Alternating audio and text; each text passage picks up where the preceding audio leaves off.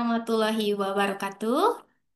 Selamat siang, salam sehat sahabat Pramita. Berjumpa lagi di Healthy Talk pramitalab.id pada siang hari ini bersama saya, Esti Isdiati, yang akan menemani sahabat Pramita selama 1 jam ke depan.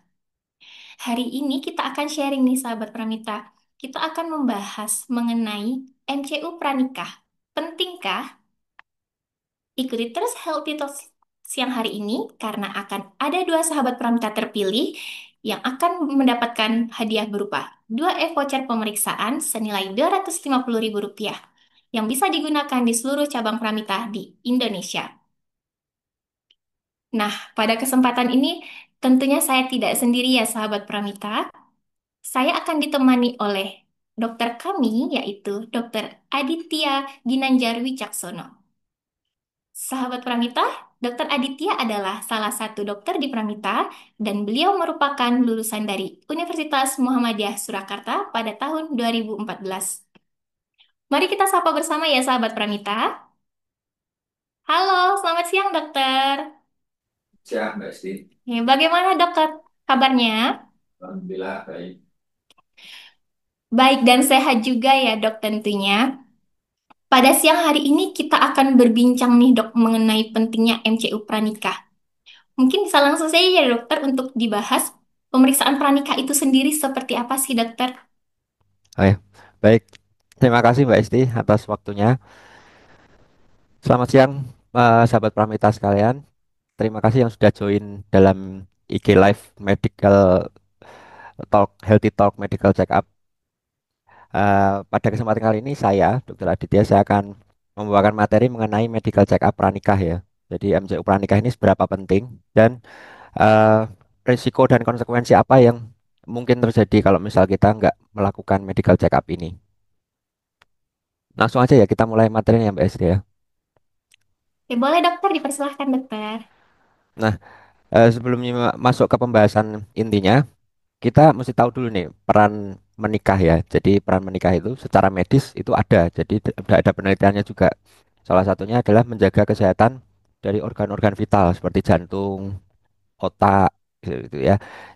Terus bisa mengurangi risiko terjadinya kanker juga, menjaga kesehatan mental, tentunya mencegah penularan penyakit ya apabila kedua belah pasangan ini memang benar-benar berkomitmen dan tidak melakukan tindakan yang perbuatan yang berisiko.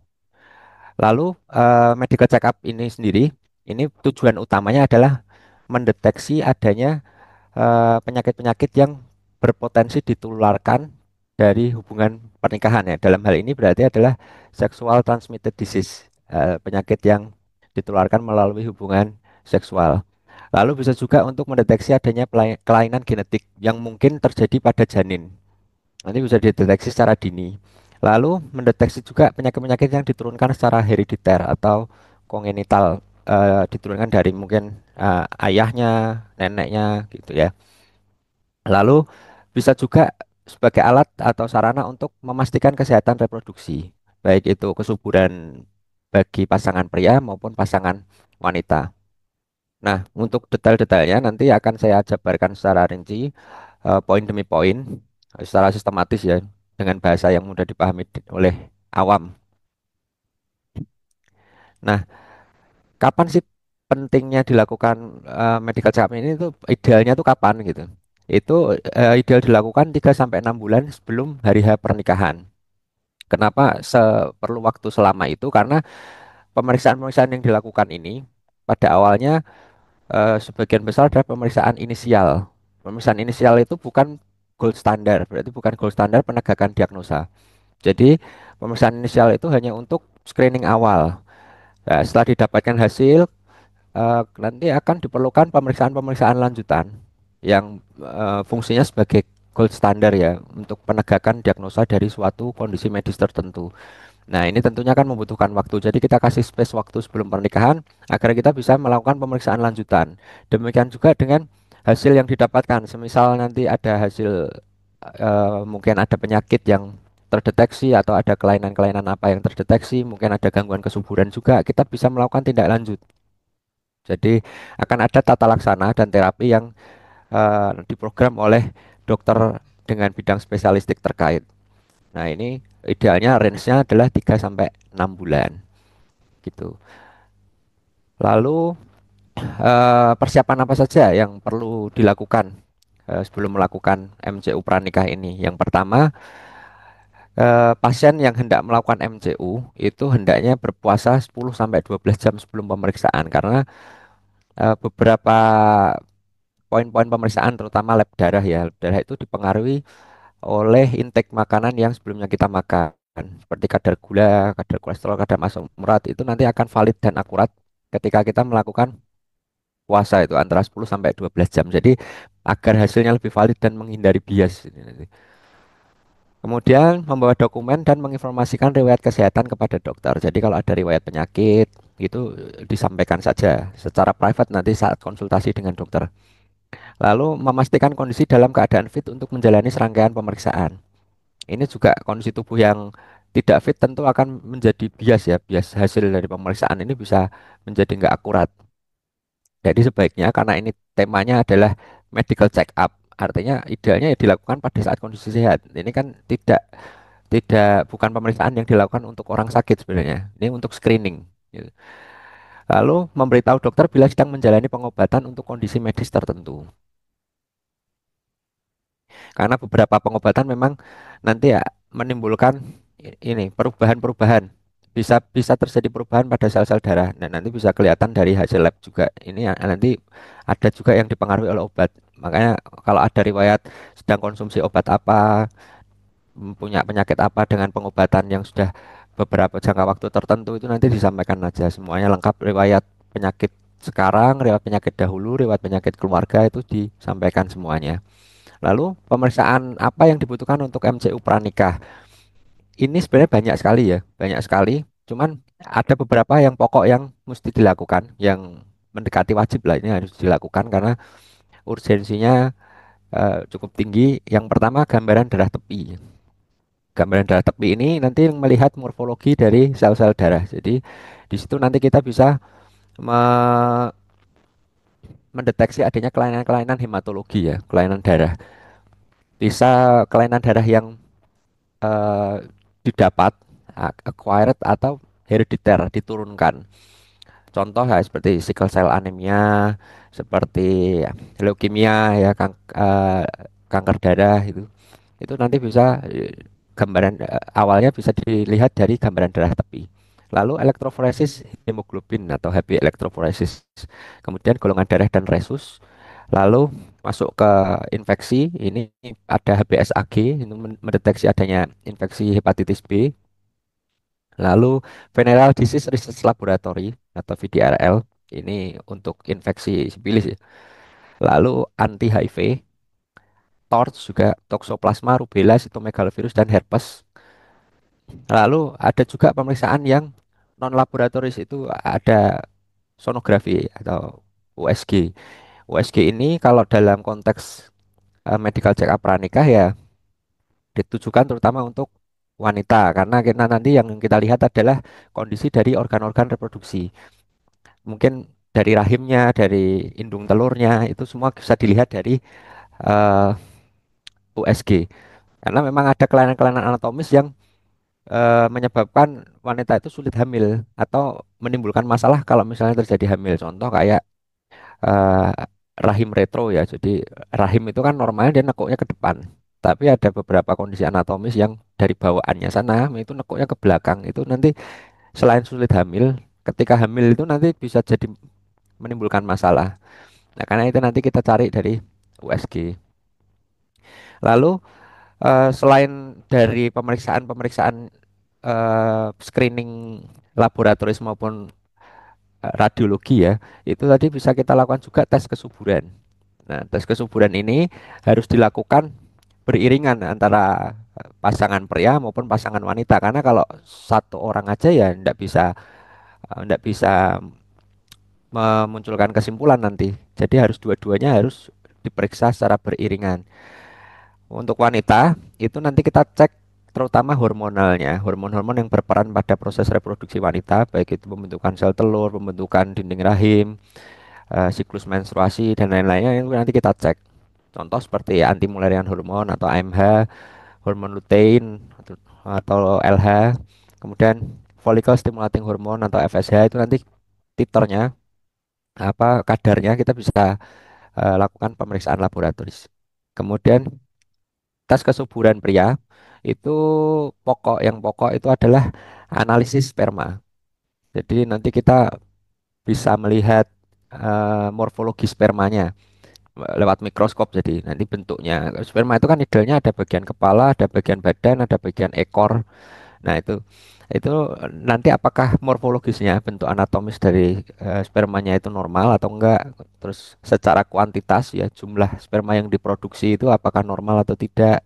Secara kualitas dari gerakannya, gerakan sperma itu kalau kalau bagus sehat nanti dilihat dari mikroskop itu geraknya cepat kayak roket gitu.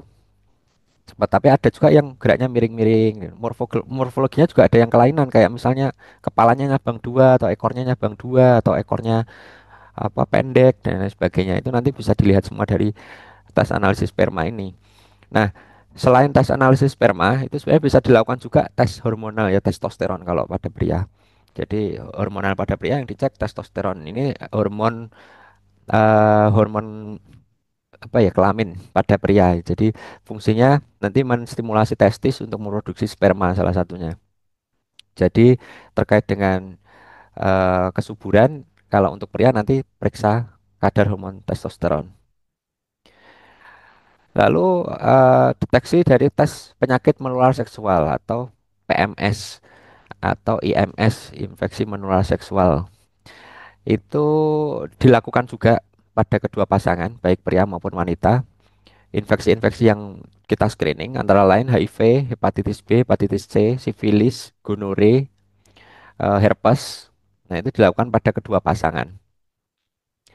Dan ini kan tadi kan dilakukan 3 sampai 6 bulan sebelum sebelum sebelum hari H pernikahan.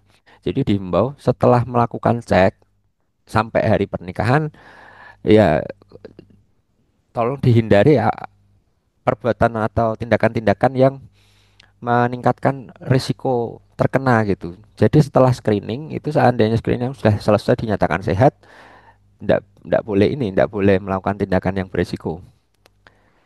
Nah, pemeriksaan selanjutnya adalah pemeriksaan kesehatan umum ya. Ini pemeriksaan fisik dasar.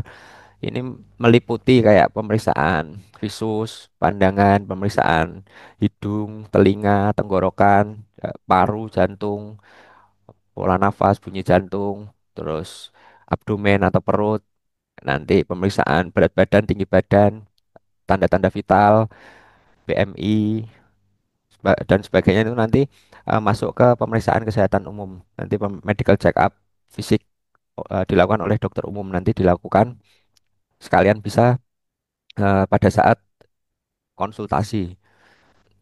Lalu yang selanjutnya selain pemeriksaan-pemeriksaan dalam rangkaian screening tadi, kita juga merekomendasikan untuk melakukan vaksin. Nah, vaksin yang dilakukan ini di Pramita tersedia vaksin HPV ya. HPV Human Papilloma Virus. Ini pada wanita menyebabkan CA cervix salah satunya adenokarsinoma cervix. Terus pada pria juga bisa menimbulkan penyakit seperti kondiloma, verruca itu. Itu apa jengger ayam lah istilah awamnya jengger ayam. Ini disebabkan oleh virus human papilloma virus ini. Nah, ini bisa dicegah dengan vaksin. Melakukan vaksinasi. Vaksin ini nanti idealnya dilakukan untuk usia 15 sampai 45 tahun. Nah, ini baik juga dilakukan pada kedua pasangan, baik pria maupun wanita direkomendasikan untuk melakukan vaksinasi. Vaksinasi ini, tapi memang lebih urgent dilakukan oleh pasangan perempuan. Karena kalau perempuan itu lebih berisiko nanti menularkan ke janinnya, ke anak kalau misalnya dia hamil gitu. Nah, vaksin HPV ini nanti di Pramita nanti tersedia 3 kali suntik. Nanti eh, bulan ke-0 yaitu pada saat datang suntik pertama, lalu booster satu nanti booster satu 3 bulan setelahnya, lalu booster 2 nanti 3 bulan setengahnya yaitu bulan ke-6. Nanti setelah komplit ya berarti status vaksinnya sudah baik untuk HPV. Vaksin lain seperti hepatitis itu juga tersedia di Pramita. Lalu setelah melakukan semua rangkaian itu, konsultasikan hasilnya dengan dokter dan dokter akan memberikan rencana pengobatan atau perawatan. Mungkin demikian materi yang bisa saya sampaikan. Nanti saya umpama misal ada yang masih kurang jelas, bisa ditanyakan lewat sesi tanya jawab. Baik dokter, terima kasih untuk penjelasannya ya dokter ya. Dokter, ini saya ingin sedikit bertanya ya dok ya. Tadi kan ada dijelaskan, sebelum menikah itu baiknya ada cek golongan darah. Kenapa itu harus dilakukan ya dokter untuk cek golongan darah itu sendiri dok? Nah, ya, eh, cek golongan darah ini kalau misal dilakukan untuk kedua dilakukan oleh kedua pasangan, tentu nanti kita bisa yang pertama benefitnya bisa memprediksi nih anak kita kira-kira golongan darahnya apa, kemungkinannya apa itu bisa. Tapi yang lebih urgent adalah eh, terutama pada wanita ya. Kalau wanita itu kan kalau hamil, proses persalinan itu resiko yang paling ditakutkan, resiko yang berbahaya itu kan perdarahannya. Jadi perdarahan yang masif biasanya disebabkan yang paling berbahaya itu ruptur uteri. Jadi kontraksi rahim yang terlalu kuat mungkin. Rahimnya sampai tidak kuat, itu jebol, perdarahan tidak terkontrol. Nah itu akan membutuhkan transfusi segera, Mbak. Nah kalau kita sudah tahu golongan darah kita sebelum jauh hari sebelum kita hamil kan kita bisa ini bisa tanya ke keluarga kita siapa yang punya golongan darah sama gitu. Jadi ketika memang ada kondisi-kondisi yang urgent, kita ndak usah nyari donor dari luar, bisa dari keluarga kita sudah ready siap, sudah tahu siapa bakal calon donornya gitu. Jadi bisa lebih prepare seandainya terjadi hal-hal emergensi yang tidak diinginkan gitu. Untuk kaitannya cek ini ya golongan darah. Ya baik dokter, berarti memang itu baiknya dilakukan sebelum menikah ya dokter ya, karena untuk mengantisipasi ke depannya kejadian yang tidak diinginkannya dok ya. Ya, Eh, bisa dilakukan sebelum menikah. Oke, dokter. Untuk selanjutnya nih, dok, tadi kan juga ada dijelaskan biasanya pada wanita itu apakah penting, dok, untuk melakukan pemeriksaan torch? Pada wanita. Iya, betul, dokter, pada wanita. Nah, pemeriksaan sebenarnya begini, TORCH ini kan infeksi ya, infeksi yang disebabkan oleh virus. Nah, virus ini bisa sebenarnya bisa menginfeksi pria, bisa menginfeksi wanita. Pada dewasa, kalau kena infeksi ini, malah kebanyakan orang itu nggak menimbulkan gejala apa-apa. Jadi, ketika seseorang terkena infeksi virus, itu virus bisa bersifat aktif maupun non-aktif. Kalau aktif, mungkin dia menimbulkan gejala dan tanda yang bisa kita lihat. Nah, ini bisa lebih aman sebenarnya karena kalau kelihatan dari luar kan kita bisa lebih aware. Cuman yang ditakutkan adalah ketika infeksi itu cuman dalam keadaan dorman ya, virusnya itu dorman di dalam tubuh. Jadi orang itu sebagai carrier, dia dia nggak menampakkan gejala maupun tanda apapun, tapi bisa menularkan. Ketika tingkat virulensi virusnya dalam taraf tertentu itu bisa menularkan ke orang lain. Salah satu cara penularannya ya dari kontak cairan tubuh, termasuk hubungan seksual itu tadi. Nah, ini bisa dilakukan, penting dilakukan untuk dua-duanya. Tapi lebih urgent ke pasangan wanita karena pasangan wanita kan lebih beresiko untuk menularkan ke janinnya gitu. Jadi kalau yang pasangan pria itu resikonya menularkan ke pasangan wanita selain bisa menularkan ke pasangan pria juga bisa beresiko ke janinnya. Nah, dan ini infeksi-infeksi ini bukan bukan infeksi yang sembarangan, ini infeksi yang berbahaya buat janin. Jadi ketika memang janin itu terinfeksi TORCH ini pada saat proses dalam kandungan ya pembentukan janin ini nanti kelainannya itu sifatnya anatomis. Jadi permanen. Ketika sudah lahir dalam kondisi cacat, ya sudah kita tidak bisa apa-apa. Jadi memang sangat urgent untuk dilakukan pemeriksaan TORCH ini sebelum melakukan pernikahan, terutama melakukan program hamil itu untuk men-screening. Sehingga kalau misalnya memang nanti didapatkan hasil screeningnya positif ya kita melakukan pengobatan dulu sampai tuntas. Baru ketika sudah dinyatakan tuntas, baru diprogramkan untuk hamil karena resikonya sangat besar. Resikonya pada janin salah satunya bisa menyebabkan matanya itu buta, terus gangguan pendengaran, deafness ya. Jadi tuli, bisu tuli, gangguan perkembangan otak, hidrosefalus juga bisa, absces di otak bisa, terus apa penyakit jantung bawaan juga bisa. Nah ini penyakit-penyakit yang sifatnya itu terjadinya pada saat pembentukan janin. Jadi lahir cacat, kita ketika lahir cacat kita sudah tidak bisa apa-apain. Kita cuma bisa melakukan terapi semaksimal mungkin untuk mengurangi keparahannya aja, gitu. Jadi sangat urgent, sangat penting, termasuk salah satu pemeriksaan yang sangat penting dilakukan, TORCH, gitu, Mbak. Oke, baik dokter. Dokter tadi kan ada disebutkan juga ya dok, apabila nih dok, seandainya hasil torchnya itu ternyata positif, kira-kira terapi apa aja dok ya itu yang bisa dilakukan ya dokter ya? Hmm. TORCH itu kan sebenarnya bukan satu penyakit ya. Jadi TORCH itu singkatan dari Toxoplasma, Rubella, Cytomegalovirus, dan herpes. Nah, yang positif apa dulu nih? Nanti apa yang positif ini, misal ini yang positif herpes. Nah, nanti kita rujuk ke dokter spesialis kulit kelamin. Misal nanti toksonya yang positif, kita ke penyakit dalam konsultan infeksi seperti itu. Jadi tergantung sikon nanti. Nanti hasil dari hasil itu nanti akan dianalisis oleh dokter dan dokter akan memberikan advice atau saran yang terbaik. Kira-kira harus gimana. Nah, ini by situasional lah nanti. Program pengobatannya pun nanti fleksibel karena melihat perkembangan pasiennya juga. Dan screening melihat hasil follow up labnya nanti. Apakah masih ke depannya masih positif gitu.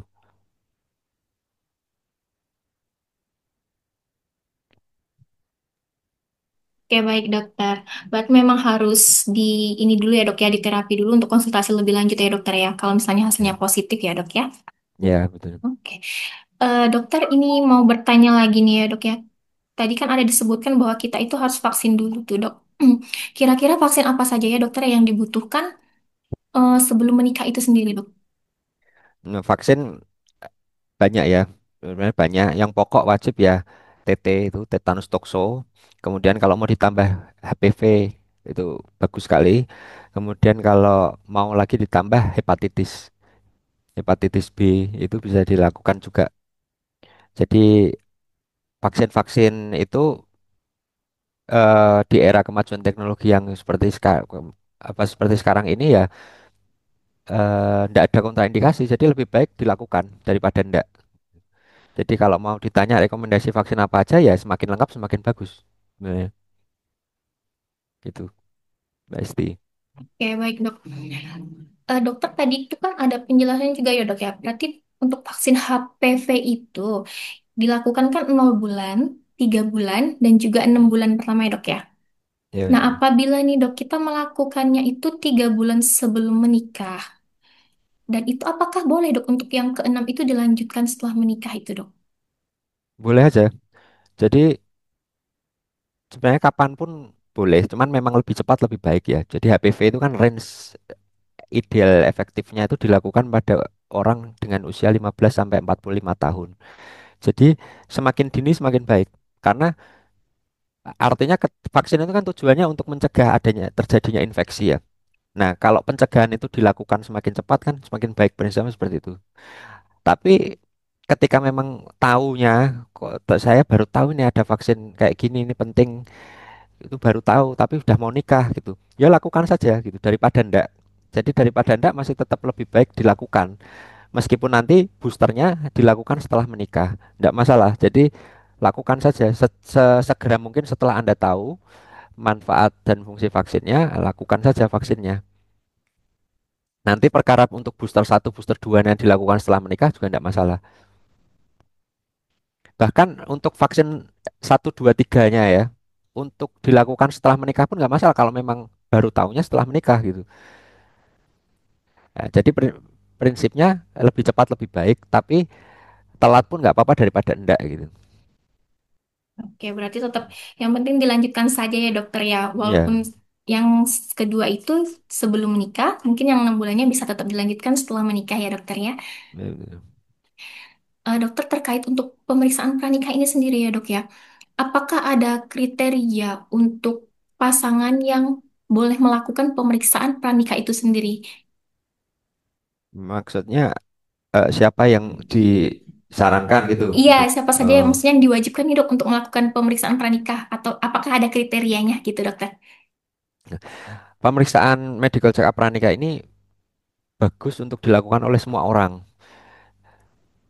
Jadi prinsipnya itu medical check up baik dilakukan oleh semua orang tanpa terkecuali. siapapun karena medical check up ini nggak ada resikonya. Kita kan cuma memeriksa dan men-screening gitu, nggak memberikan treatment apapun yang punya efek samping dan lain sebagainya, itu nggak ada. Jadi nggak ada kontraindikasinya, bisa dilakukan untuk semuanya, lebih baik dilakukan daripada enggak. Nah, kalau pertanyaannya adalah MCU pranikah, berarti bisa dilakukan pada semua calon pasangan suami istri, bisa dilakukan. Yang memang baru tahu dan sudah mepet waktu nikah mau melakukan pun enggak apa-apa daripada enggak. Tadi prinsipnya begitu. Jadi enggak ada kontraindikasinya dan disarankan kepada seluruh orang yang pasangan yang hendak melangsungkan pernikahan ini disarankan untuk melakukan MCU pranikah. Enggak ada kontraindikasi dan efek sampingnya enggak ada. Oke, baik.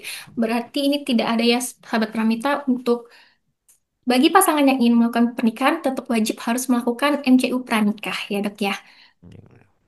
Tidak ada kriteria khususnya. Enggak ada kriteria. Semuanya direkomendasikan. Direkomendasikan saja ya, Dok ya. Oke, baik dokter. Ini sudah banyak banget ya, Dok, ya, materi yang kita bahas nih, Dok. Di samping itu, sahabat Pramita juga sangat antusias ini, Dok, untuk memberikan pertanyaan di kolom komentar. Sebelum kita bacakan pertanyaan-pertanyaan dari sahabat Pramita nih, Dok, mungkin bisa kita saksikan dulu video informasi berikut ini. Gebiar kemerdekaan bersama Pramita.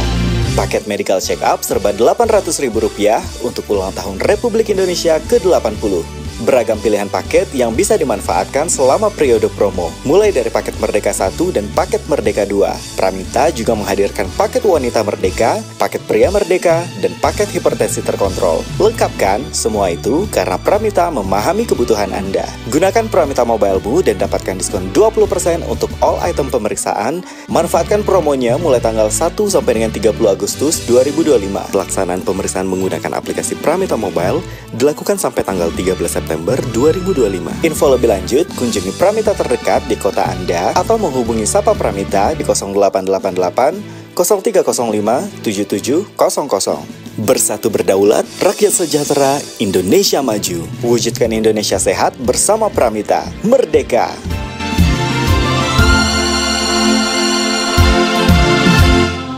Baik sahabat Pramita, itu tadi informasi dari Pramita. Dalam rangka Hari Kemerdekaan Republik Indonesia ke-80, sahabat Pramita bisa memanfaatkan berbagai promo kemerdekaan dan diskon all item pemeriksaan sebesar 20% melalui registrasi di aplikasi Pramita Mobile. Promo berlaku dari tanggal 1 hingga 30 Agustus 2025. Oke, baik dokter, ini akhirnya kita sampai ke sesi tanya jawab nih ya, Dok ya. Dokter, ini ada pertanyaan dari sahabat Pramita, yaitu dari akun @doani_ndr98. Dokter bertanya, apakah merokok mempengaruhi pada kualitas sperma?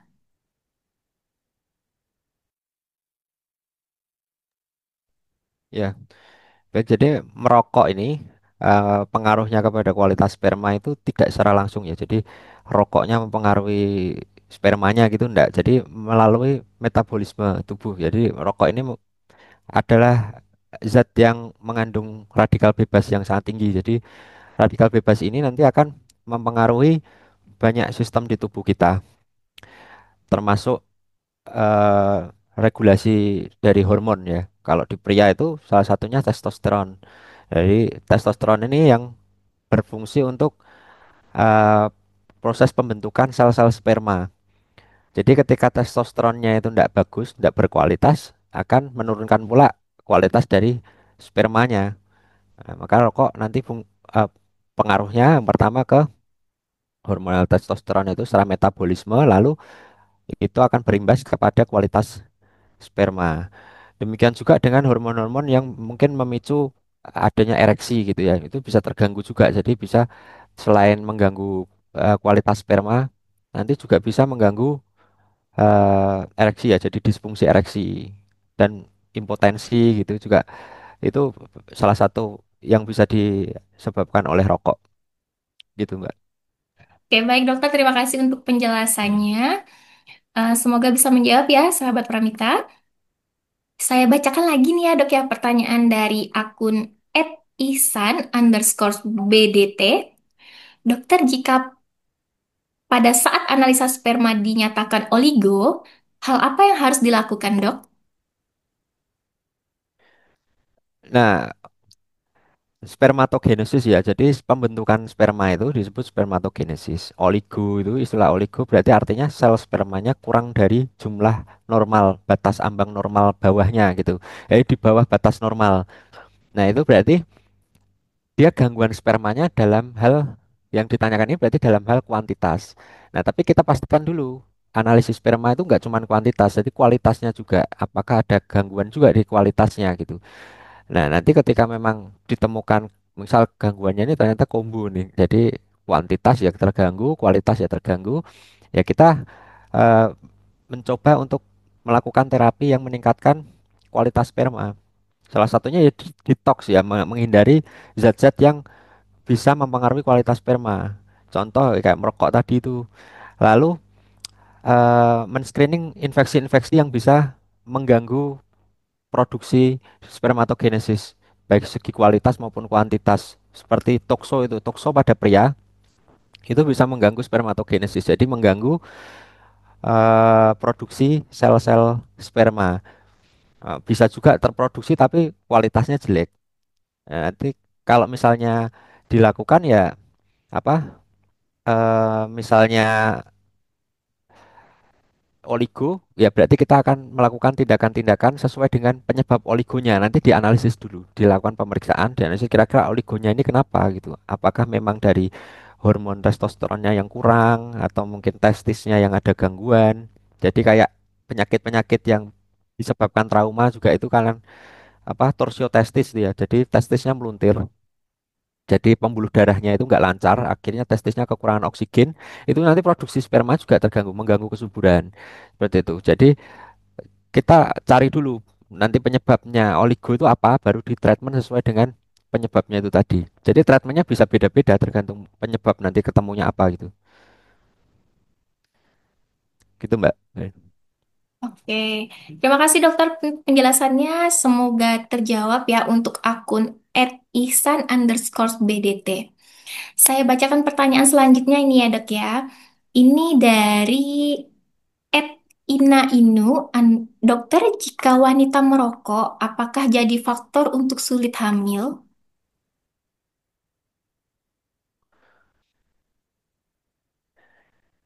Ya, nah kembali lagi ke konteks tadi bahwa rokok itu isinya tuh radikal bebas, itu racun ya. Jadi racun ini nanti mengganggu metabolisme dan keseimbangan tubuh itu secara keseluruhan.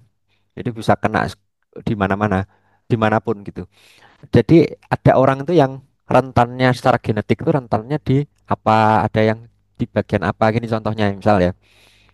eh Misal ada orang yang merokok kena penyakit jantung. Itu karena tapi ada juga orang yang merokok nggak kena penyakit jantung gitu. Tapi kenanya penyakit paru. Seperti itu. Ada yang merokok nggak kena penyakit jantung, nggak kena penyakit paru, tapi impoten. Ada juga yang kena di yang lain gitu. Jadi hal-hal zat-zat yang berbahaya di tubuh itu kalau menyerang tubuh kita, masuk ke dalam tubuh kita itu menyerangnya apa yang di tubuh kita itu secara genetik itu lemah gitu. Jadi sama juga kayak misal penggunaan steroid yang dosis tinggi itu ya, itu juga ada orang yang menyebabkan jerawatan. Tapi ada yang nggak jerawatan tapi rambutnya rontok kayak gitu. Jadi manifestasi dari yang disebabkan dari rokok ini pada beda orang bisa beda-beda tergantung secara genetik itu dia lemahnya di mana. Yang terserang nanti yang lemah itu yang bisa memunculkan tanda dan gejala di luar gitu. Jadi intinya ya beresiko kita memasukkan zat racun atau radikal bebas apapun di dalam tubuh kita artinya beresiko. Seberapa besar resiko dan resikonya seperti apa itu tergantung dari tubuh dari resipiennya, tubuh dari orang yang kena itu tadi, terpapar itu tadi, gitu. Baik dokter, terima kasih untuk jawabannya dok. Semoga bisa dimengerti ya untuk sahabat Pramita. Berikutnya saya bacakan lagi ini dok pertanyaan dari akun @kalista_istiqomah 06. Dok, apakah anemia juga bisa berpengaruh pada promil?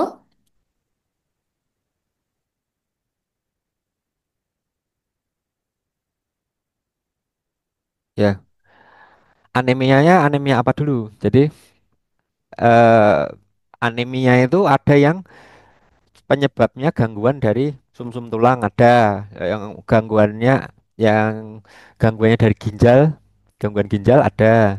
Anemia yang karena cuman blood loss, perdarahan itu juga bisa. Anemia yang karena kurang nutrisi itu juga bisa. Nah, anemianya seperti apa? Kalau anemia ini disebabkan oleh penyakit-penyakit yang mungkin ditularkan secara genetik ya bisa beresiko diturunkan. Contoh kayak gangguan sumsum tulang. Secara genetik memang sumsum tulangnya tidak bagus atau gangguan ginjal yang secara genetik ginjalnya nggak bagus sehingga ginjal tidak bisa menghasilkan eritropoietin itu. Jadi EPO ya, anemia defisiensi EPO. Eritropoietin itu prekursor atau bahan baku pembentukan sel darah merah. Jadi kalau itu kurang, ya akan kurang sel darah merahnya dan ini. Nah, kalau kena kelainan-kelainan penyebab anemia itu yang bisa diturunkan secara genetik ya bisa. Tapi kalau anemia itu penyebabnya misal mens yang terlalu banyak sampai berdarah atau jika ada luka sampai perdarahannya banyak menyebabkan kurang darah, blood loss itu yang nggak diturunkan. Ya itu tergantung anemia jenisnya apa gitu. Makanya kita periksa anemia itu kan nggak cuma lihat pucat apa enggaknya, HB-nya berapa gitu kan enggak. Kita perlu pemeriksaan yang lain-lainnya gitu kayak hitung jenis dan lain sebagainya. Karena untuk mengetahui diagnosa pasti anemianya kenapa gitu. Banyak sekali macamnya jenis-jenis anemia. Kira-kira begitu. Baik, terima kasih dokter. Semoga terjawab ya untuk akun @kalista_istiqomah 06. Kita lanjutkan lagi ya dokter ya untuk pertanyaan selanjutnya ini dokter. Ini dari akun @Raja Karavardan. Dok, waktu yang pas untuk cowok periksa analisa sperma dan selain analisa sperma, apa saja yang penting untuk diperiksa dok? Gimana? Bisa diulang, Mbak? Oh iya dok, saya ulang ya dok ya. Hah? Ini yang ditanyakan adalah waktu yang pas untuk pria melakukan Hah? analisa sperma. Dan selain analisa sperma, apa saja yang penting untuk dilakukan pemeriksaan dokter? Dalam konteks MCU pranikah ini ya eh, sebelum melakukan program hamil ya, belum melakukan program hamil, lakukan pemeriksaan analisis sperma. Sebenarnya nggak tepat kalau pertanyaan pada pria karena pemeriksaan ini harus dilakukan berbarengan, partner ya, dari pasangan pasangan suami istri ini harus dua-duanya melakukan secara bareng gitu. Karena kalau nggak bareng ya kita nggak tahu ini yang sebenarnya yang nggak subur siapa gitu. Bisa kan bisa salah satunya, bisa dua-duanya juga gitu.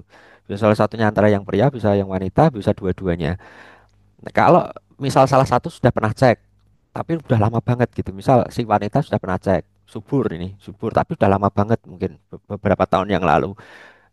Ketika mau menikah ya harus cek ulang, karena kan setelah beberapa tahun yang lalu itu mungkin dia terpapar banyak hal yang bisa mempengaruhi kesuburannya juga gitu. Jadi idealnya dilakukan tadi seperti waktu ideal dilakukan MCU pranikah 3 sampai 6 bulan sebelum hari pernikahan itu ideal agar kita bisa punya waktu untuk melakukan pemeriksaan lanjutan dan juga penata laksanaan. Tapi ingat itu harus dilakukan dua-duanya antara pria dan perempuan itu harus dilakukan bersamaan.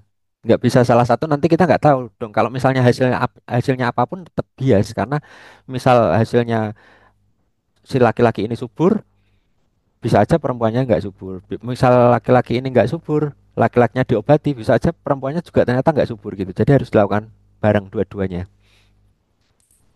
Itu, Mbak. Oke, terima kasih dokter untuk jawabannya.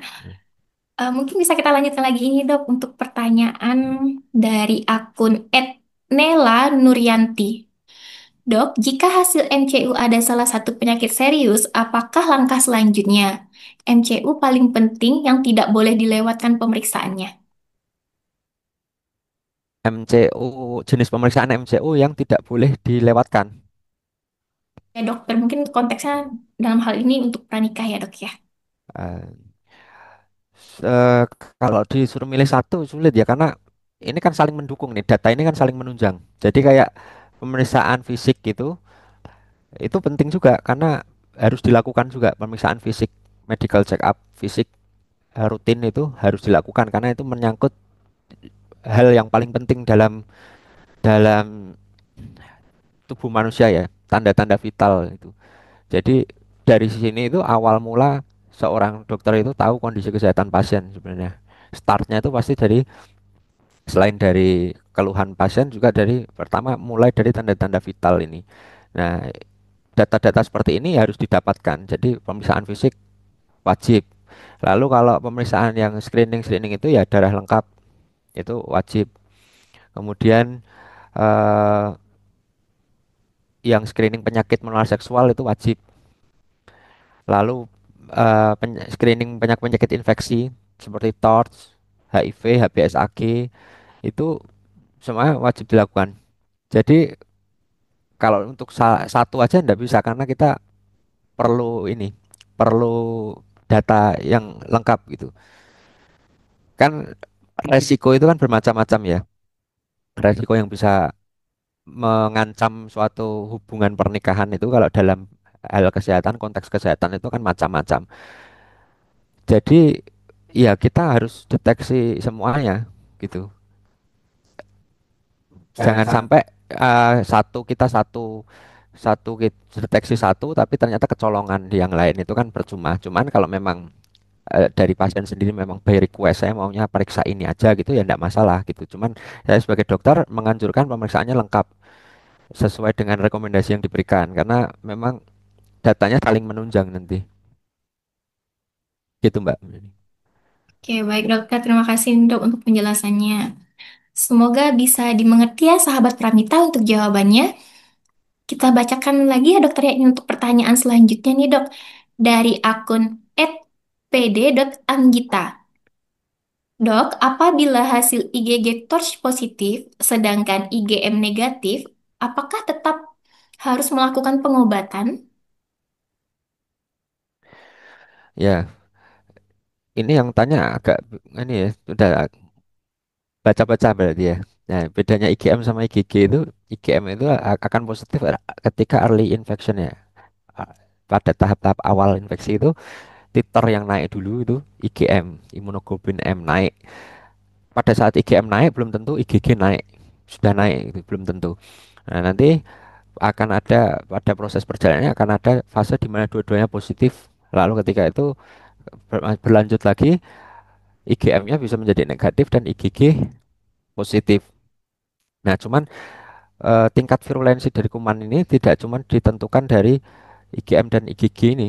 Jadi ya masih tetap beresiko untuk menularkan walaupun IgM-nya negatif, IgG positif gitu. Kalau kondisinya memang tingkat virulensinya itu bisa beresiko menularkan dan resiko penularan itu nggak cuman berasal dari orang yang beresiko menularkan gitu, pembawanya bukan cuman itu. Jadi hostnya orang yang terpapar itu juga menentukan status kesehatan dia seperti apa, kondisi kesehatan dia seperti apa, kebugaran dia seperti apa, apakah dia sudah divaksin atau belum, itu kan juga menentukan faktor-faktor yang menentukan untuk menular apa enggaknya gitu. Jadi pertanyaan kan tadi apakah tetap harus melakukan pengobatan ya? Ya harus dilakukan pengobatan. Jadi konsultasikan saja nanti dokter akan menganalisis dari pemeriksaan fisiknya kira-kira di fisiknya itu seperti apa, nanti disinkronkan dengan pemeriksaan penunjang. Hasil pemeriksaan penunjang seperti apa, nah nanti akan disimpulkan apakah masih tetap harus melakukan pengobatan atau enggak. Jadi nanti penentuannya harus kita analisis lewat laboratorium dan pemeriksaan fisik langsung gitu. Nggak cuman bisa kita bilang IgM negatif, terus IgG positif, apakah masih pengobatan, ya itu tergantung kondisi nanti lihat pasiennya seperti apa gitu. Oke, baik. Terima kasih dokter untuk penjelasannya. Kita lanjutkan lagi nih dok untuk pertanyaan selanjutnya dari akun @yuli.anto45. Dokter izin, jika kegemukan, apakah jadi faktor sperma jelek dok? Kegemukan. Ya, kegemukan ini gemuknya seperti apa dulu? Jadi kan ada stage-stage kegemukan ya, ada obes 1, obes 2, ada overweight juga gitu. Overweight sama obes 1, obes 2 itu kan beda. Nah, Terus apakah juga kegemukan ini sudah sampai ke sindroma metabolik gitu. Jadi sudah sampai mempengaruhi metabolisme lah intinya. Nah, kalau sudah sampai mempengaruhi metabolisme, artinya mungkin secara hormonal, hormonal juga sudah terpengaruh. Nah, dengan demikian mungkin karena secara hormon terpengaruh, salah satu hormon yang terpengaruh juga hormon seksual. Kalau pada pria mungkin testosteron itu tadi ya bisa mempengaruhi kesuburan. Jadi memang berat badan yang tidak ideal itu baik terlalu kurus atau terlalu gemuk itu bisa mempengaruhi gitu Mbak. Oke, terima kasih dokter untuk jawabannya. Semoga bisa menjawab ya akun @yuli.anto45. Saya bacakan lagi nih dokter untuk pertanyaan selanjutnya dari sahabat Pramita, yaitu dari akun @wahyu93.wu. Dok mau tanya, kalau gold standar paket MCU pranikah untuk laki-laki apa ya dok? Apakah boleh ambil pemeriksaan kesuburan saja? Gimana tadi? Yang ditanyakan itu ini dok, mau tanya kalau gold standar paket MCU pranikah untuk pria, apa saja ya dok? Heeh. Apakah boleh hanya mengambil pemeriksaan kesuburan saja dokter? Oh, gini, jadi kita pahami dulu kalau MCU ini sifatnya ya kita nggak bisa bilang wajib karena memang nggak wajib gitu. Kita highly recommend gitu. Highly recommend itu sangat direkomendasikan, itu kan belum tentu wajib ya. Jadi ini pemeriksaan-pemeriksaan itu highly recommend gitu. Secara medis highly recommend. Tapi bukan berarti wajib. Kalau wajib kalau kita nggak lakukan nggak boleh nikah dong berarti, ya kan? Kalau kalau ini hukumnya wajib ini, MCU pranikah hukumnya wajib, kita nggak MCU berarti nggak boleh nikah kan? Nah, ini highly recommend. Nah, highly recommend ini kan kita lihat sikon juga ya, lihat sikon dari banyak hal lah. Nah, nanti sebaiknya konsultasi langsung Mas, karena nanti ketika Anda datang konsultasi langsung, nanti kan dokter bisa lihat kondisi eh, general fisiknya Masnya ini seperti apa, terus nanti mungkin akan dilakukan pemeriksaan-pemeriksaan awal seperti apa, nanti akan keluar rekomendasinya. Nanti akan ada anamnesa juga kan, terkait dengan riwayat lifestyle, riwayat penyakit dahulu seperti apa, riwayat penyakit keluarga seperti apa, itu nanti kan akan keluar rekomendasinya. Jadi beda orang bisa beda-beda, nggak ada gold standar yang baku untuk semua gitu, nggak ada. Beda orang bisa beda-beda. Kalau misal pengen dipilah ya, tapi kalau misalnya memang mau ambil yang lengkap itu sudah ada rekomendasi lengkapnya, sudah ada paketan lengkapnya gitu. Jadi tinggal melakukan aja. Cuman kalau memang pengen dipilah yaitu saya memilahnya harus lihat pasiennya, lihat kondisi pasiennya. Oke, baik dokter, terima kasih Yang dokter. Sandiki itu, Sandiki temanku itu. Boleh nggak? Baik dokter, terima kasih dokter untuk penjelasannya ya dokter ya. Ini kita bacakan untuk pertanyaan selanjutnya lagi ini dokter. Dari akun Nindya@nindya.astari. Dokter, jika sudah terlanjur menikah, apakah tidak apa-apa kalau mau MCU prenatal? Postnatal, prenatal itu berarti anu ya, sebelum hamil ya. Natal itu sebenarnya lahir loh itu. Jadi Natal itu lahir. Jadi kalau misalnya prenatal sudah hamil dong berarti. Kalau sudah hamil ya telat, Mbak.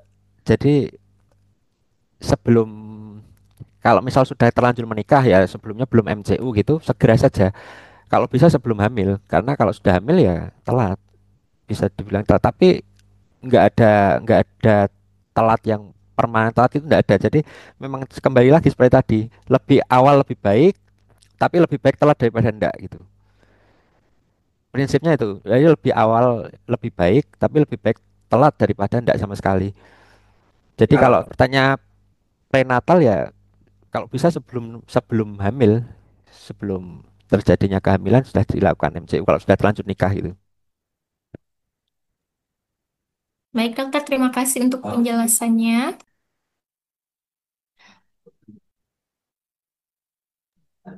Saya lanjutkan dokter untuk pertanyaan dari sahabat Pramita dokter. Ini dari akun @dewi_lestari. Dokter izin bertanya, saya kan terlalu banyak paparan polusi, apakah ada tambahan pemeriksaan yang sangat berpengaruh dengan kesuburan mendatang, Dok? Terlalu banyak. Polusinya polusi apa ya? Maksudnya asap pabrik, asap kendaraan, atau polusi asap rokok? Asap rokok kan polusi juga tuh. Jadi polusinya jenis apa dulu gitu? Mungkin dari polusi paparan ini ya, Dok, ya kayak kendaraan atau mungkin pabrik kayak gitu, Dok. Polusi air itu juga polusi loh, dan itu malah lebih berbahaya karena air yang kotor itu kandungan toksonya bisa tinggi. Jadi bisa menularkan tokso itu dari air-air yang kotor, dari sayur-sayuran yang dicuci kurang bersih itu bisa menularkan tokso. Jadi itu kan polusi air itu polusi juga, polusi nggak tentu udara ya. Jadi tergantung nih polusinya apa. Nah, kira-kira dari polusi itu menyebabkan faktor risiko apa gitu. Kalau misalnya polusinya itu kayak rokok ya berarti kita eh, deteksi penyakit-penyakit yang faktor risikonya salah satunya merokok gitu. Kalau misal polusinya itu polusi-polusi yang kayak kebersihan air ya berarti penyakit-penyakit infeksius. Tergantung lah polusinya apa nanti. Oke, baik, Hmm. Dokter. Dokter, terima kasih ya, Dokter, ini untuk penjelasannya yang telah menjawab pertanyaan-pertanyaan dari sahabat Pramita. Sahabat Pramita, terima kasih untuk antusias pertanyaan yang begitu banyak. Namun karena keterbatasan waktu kami mohon maaf, tidak semua pertanyaan dapat dijawab oleh Dokter Aditya. Baik, sahabat Pramita, sebelum kita umumkan sahabat Pramita terpilih yang berhak mendapatkan e-vouchers pemeriksaan senilai Rp250.000, mari kita saksikan cuplikan video berikut ini. Gebiar kemerdekaan bersama Pramita. Paket medical check up serba Rp800.000 untuk ulang tahun Republik Indonesia ke-80. Beragam pilihan paket yang bisa dimanfaatkan selama periode promo, mulai dari paket Merdeka 1 dan paket Merdeka 2. Pramita juga menghadirkan paket wanita merdeka, paket pria merdeka, dan paket hipertensi terkontrol. Lengkapkan semua itu karena Pramita memahami kebutuhan Anda. Gunakan Pramita Mobile-mu dan dapatkan diskon 20% untuk all item pemeriksaan. Manfaatkan promonya mulai tanggal 1 sampai dengan 30 Agustus 2025. Pelaksanaan pemeriksaan menggunakan aplikasi Pramita Mobile dilakukan sampai tanggal 13 September 2025. Info lebih lanjut, kunjungi Pramita terdekat di kota Anda atau menghubungi Sapa Pramita di 0888 0305 7700. Bersatu berdaulat, rakyat sejahtera, Indonesia maju. Wujudkan Indonesia sehat bersama Pramita. Merdeka!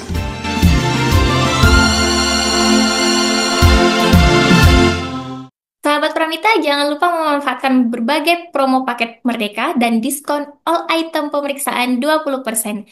Registrasi melalui aplikasi Pramita Mobile. Nah, ini dia momen yang ditunggu-tunggu oleh sahabat Pramita pastinya ya. Baik, langsung saja nih sahabat Pramita, kita umumkan dua sahabat Pramita terpilih yang berhak mendapatkan e-voucher pemeriksaan senilai Rp250.000. Untuk yang pertama, selamat kepada akun @wahyu93.wu.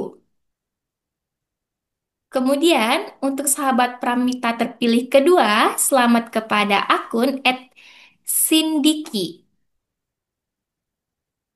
Selamat untuk kedua sahabat Pramita terpilih. Mohon untuk tidak di private ya akunnya, karena nanti akan dihubungi oleh admin kami melalui direct messenger pramitalab.id. Sebelum kita tutup nih dokter, mungkin bisa disampaikan nih dok kesimpulan dari perbincangan hangat kita di siang hari ini dokter.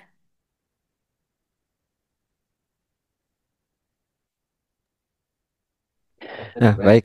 Kesimpulannya adalah di era kemajuan teknologi, termasuk di bidang medis, yang sub bidangnya itu salah satunya bidang screening dan pemeriksaan penunjang. Ya, sekiranya kita mengikuti perkembangan ilmu untuk meningkatkan taraf kesehatan baik kita secara individu maupun orang-orang di sekeliling kita. Kalau dalam konteks pernikahan ya eh, kita, pasangan kita dan keturunan-keturunan kita. Nah, gimana salah satu ikhtiar atau usaha untuk meningkatkan taraf kesehatan itu ya dengan cara medical check up pranikah. Jadi MCO pranikah ini direkomendasikan untuk semua orang baik yang eh, sudah hampir mendekati hari H pernikahan maupun yang masih memiliki waktu jangka yang agak lama. Bahkan untuk orang-orang yang sudah menikah pun, semisal pengen melakukan medical check up yang isinya seperti medical check up pranikah ini juga bisa gitu, nggak masalah. Jadi tidak ada kontraindikasi atau eh, apa ya pantangan lah untuk melakukan ini, tidak ada. Jadi ini direkomendasikan untuk semua orang tanpa terkecuali.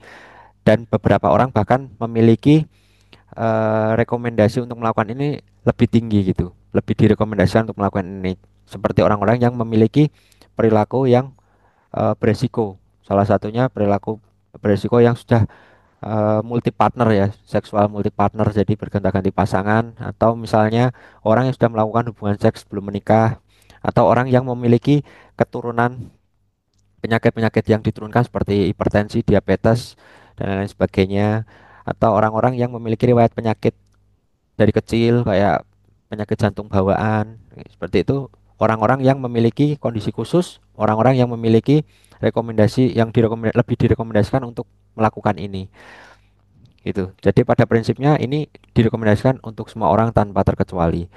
Kalau misalnya mau lebih lengkapnya nanti bisa datang aja ke lab Pramita dimanapun, nanti bisa konsultasi langsung dengan dokternya biar ini ya, kalau ini kan saya menjelaskan secara general, secara umumnya. Nah, nanti kalau spesifik ke personal kan eh, lebih baik pada saat konsultasi bertatap muka dengan dokternya. Jadi saran dan advice-nya pun jawaban yang diberikan dokternya akan depends on your situation gitu loh. Jadi berdasarkan kondisi Anda, apa yang terjadi pada Anda gitu. Nah, ini kan saya cuma memberikan gambaran umumnya gitu. Nanti untuk detail personalnya bisa langsung datang aja ke Pramita untuk konsultasi dengan dokternya. Oke, baik dokter. Terima kasih dokter untuk waktu dan ilmu yang sudah diberikan. Semoga dapat bermanfaat untuk sahabat Pramita dimanapun sahabat Pramita berada. Sahabat Pramita, stay terus ya di Instagram kami, pramitalab.id untuk info healthy talk selanjutnya. Salam sehat, saya Esti Diati, mohon pamit undur diri. Wassalamualaikum warahmatullahi wabarakatuh.